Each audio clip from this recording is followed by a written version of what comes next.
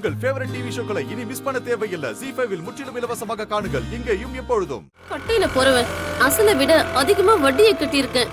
கொஞ்சம் கூட இறக்கம் இல்லாம காலங்கத்தால கடைய காலி பண்ணிடுவேன்னு சொல்லிட்டு போறான். நல்லா இருப்பான் அவன். ரேவதி, இத கடன் வாங்கறதுக்கு முன்னாடியே யோசிச்சிருக்கணும். இப்ப வருத்தப்பட்டு என்ன பிரயோஜனம்? நான் என்ன வெட்டியா வாங்கி செலவு பண்ணனா? உன் கண்ணுக்கு வைத்தியம் பாக்குறதுக்கு தானே வாங்குனது. அது வட்டி வட்டின்னு இப்ப வானத்தை முட்டிக்கிட்டு நிக்குது. நான் என்ன பண்ண முடியும்?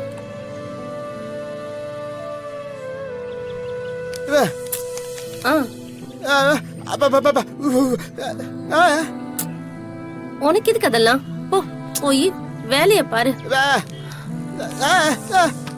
வட்டிக்கு கடன் வாங்கியிருந்த அத கேட்டு பேசிட்டு போறான்.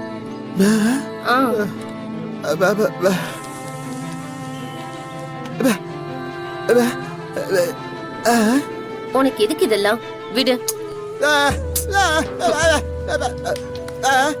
ஏய், சொல்லிட்டல விடுன்னு. போ வேலைய பாத்துட்டு போ. சொல்றேன்ல, போ.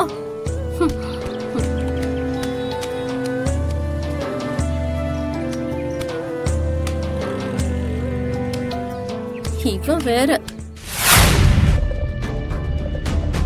ஐயோ, என்னத்த பண்றீங்க? என்ன? ஐயோ அத்தை, என்ன? நான் சாம்பார் பொடிக்கு பதிலா காஃபி பொடி போட்டுட்டு இருக்கீங்க. என்னாச்சு அத்தை உங்களுக்கு?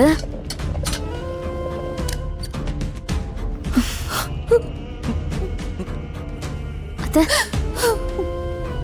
அத்தை எதுக்கு இப்ப அழுதுட்டு இருக்கீங்க? சொல்லுங்க அத்தை. கவிதா, நீ உங்க மாமாவை பாத்தியா? ஆமா, வெளியே உட்கார்ந்துட்டு இருந்தாரு. பாத்த. நீ என்னாச்சு அத்தை? என்னன்னு தெரியல. நேத்து வேலை முடிச்சு வந்ததுல இருந்து அவரோட முகமே சரியில்லை. எதையோ பறி கொடுத்த மாதிரி உட்கார்ந்துருக்காரு. என்னன்னு கேட்டா வேலை டென்ஷன் அது இதுன்னு வேற ஏதேதோ காரணம் எல்லாம் சொல்லிட்டு இருக்காரு. ஆனா கண்டிப்பா அவரோட மனசுல ஏதோ பிரச்சனை இருக்கு.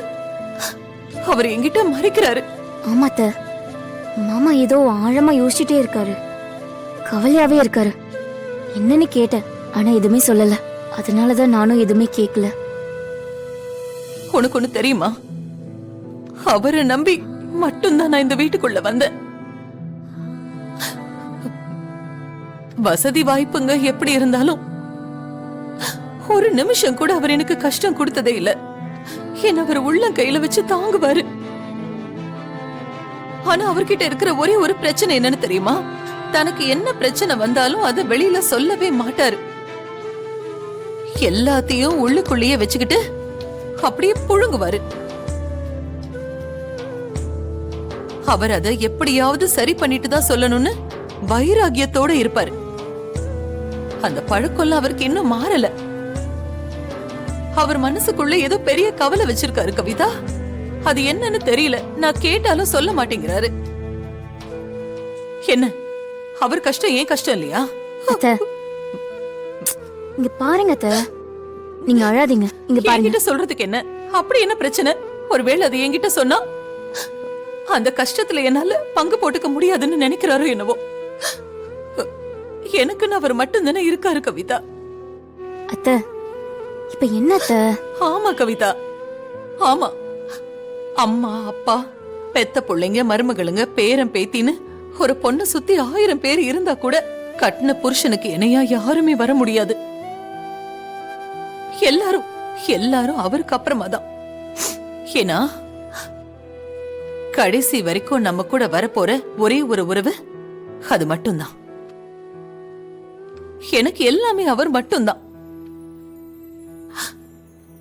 அவர் இப்படி உடைஞ்சு போய் உட்கார்ந்து இருக்கிறத பார்க்கும்போது எனக்கு ரொம்ப மனசு வலிக்குது கவிதா. அத்தை, இங்க பாருங்க, எல்லாம் சரியாயிடும். நீங்க அழாதீங்க அத்தை. கண்டிப்பா மாமா உங்ககிட்ட சொல்லுவாரு. நீங்க பயப்படுற மாதிரி ஒன்னும் இருக்காது. சின்ன சின்ன விஷயத்த கூட உங்ககிட்ட சொல்லி உங்களை கஷ்டப்படுத்த கூடாதுன்னு தான் நினைச்சிருப்பாரு. இந்த ஆம்பளைங்களே இப்படிதான். பொம்பளைங்க நாம சின்ன பிரச்சனையா இருந்தாலும் வெளியில சொல்லி அழுதுருவோம். புருஷன் கிட்ட அதை சொல்லி ஆறுதல் கேட்கலன்னா தூக்கமே வராது. ஆனா இவங்க எவ்வளவு பெரிய பிரச்சனையா இருந்தாலும் அதை உள்ளுக்குள்ளேயே போட்டு புழுங்கி புழுங்கி கஷ்டப்படுவாங்க. குடும்பத்துக்கு முன்னால சந்தோஷமான ஒரு முகத்தை காட்டிக்கிட்டு அப்புறம் தனியா உள்ள போய் அழுதுகிட்டு இருப்பாங்க. எனக்கு நல்லா தெரியும். கவலைப்படாதீங்க அத்தை, மாமா சொல்லுவாரு.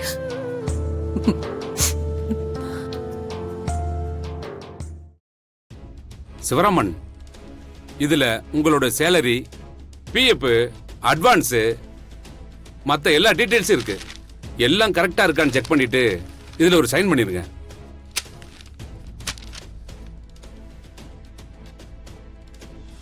சார், நான் டிப்ளமோ முடிச்ச உடனே கேம்பஸ் இன்டர்வியூல இந்த கம்பெனிக்கு தான் சார் வந்தேன். நான் ஜாயின் பண்ணப்போ இங்கெல்லாம் பில்டிங் எல்லாம் ஒன்றும் இல்லை. அதுக்கப்புறம் இந்த கம்பெனியோட வளர்ச்சியை ஒவ்வொரு நிலையிலையும் நான் பார்த்துருக்கேன் சார். என்னுடைய வாழ்க்கைக்கும் இந்த கம்பெனிக்கும் நிறைய சம்பந்தம் இருக்கு. என் கல்யாணம் அதுக்கப்புறம் தான் நடந்தது. குழந்தைங்க பிறந்து அவங்களையெல்லாம் படிக்க வச்சு இன்னைக்கு கல்யாணம் பண்ணி கூட கொடுத்துட்டேன் சார். இங்க வாங்கின சம்பளத்துல தான் நான் ஒரு நிலம் வாங்கினேன். அந்த நிலத்துல என்னுடைய ரிட்டையர்மெண்ட்டுக்கு முன்னாடி ஒரு வீடு கட்டி முடிச்சிடணும்னு நினைச்சேன். இப்ப அதுக்கு சந்தர்ப்பமே இல்லாம போயிருச்சு. அதுதான் சார் சோகம். சிவராமன், என்ன ரொம்ப சங்கடப்படுத்துறீங்க. ஃபேமிலியில் இன்னும் நிறைய கமிட்மெண்ட்ஸ் இருக்கு சார். எதையுமே நான் இன்னும் முழுசா முடிக்கல. வீட்டுல 4 பேர் சம்பாதிச்சாலும் எல்லா செலவுக்கும் சரியா இருக்கு சார். இதுல ஒருத்தர் சம்பாத்தி இல்லைன்னா ரொம்ப கஷ்டமாயிரும் சார்.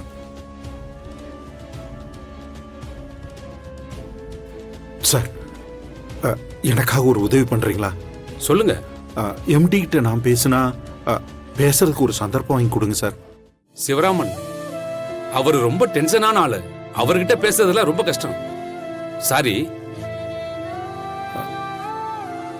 Please sir.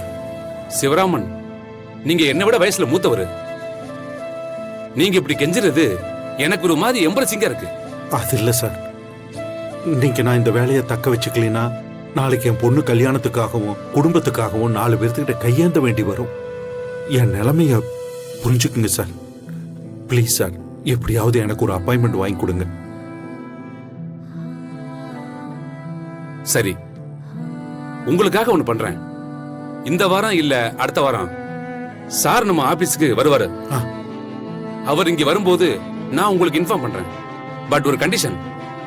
சார், நான் உங்களுக்கு ஹெல்ப் பண்றது எக்காரணத்தை கொண்டும் வேற யாருக்கும் தெரியக்கூடாது. இல்ல சார், நான் சொல்ல மாட்டேன். Thanks sir. Sir, sign. பரவாயில்ல, நீங்க எம்டியை மீட் பண்ணிட்டு வாங்க. அதுக்கப்புறம் மத்த எல்லாத்தையும் பாத்துக்கலாம். Thanks sir. போயிட்டு வாங்க. ஜீ5 ஆப்பை டவுன்லோட் செய்து அனைத்து எபிசோடுகளையும் இலவசமாக பாருங்க.